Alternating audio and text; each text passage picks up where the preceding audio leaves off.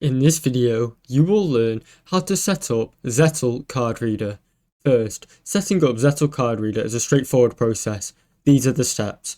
First, unbox the Zettle card reader and make sure it is fully charged.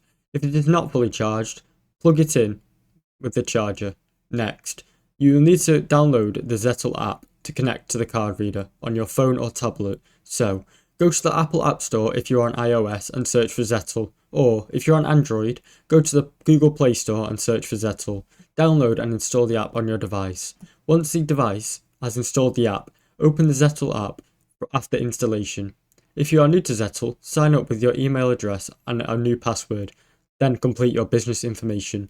If you already have a Zettle account, log in using your credentials. Now, press and hold the power button on the Zettle card reader until the light turns on. The reader should be in pairing mode when it is powered on. In the Zettle app, navigate to the Settings or Card Reader section, then select Add Card Reader or Connect New Reader. This app will search for the readers that are close by. Once it is detected, it will show the card reader's name on the screen. Then, follow the on-screen prompts to complete the connection. If needed, ensure your device's Bluetooth is turned on. Now, configure your business payments. The app will ask for your bank details or payment preference linked to your Zettle account to your bank account. Then, fill in your business details including your tax information, address and preferred currency.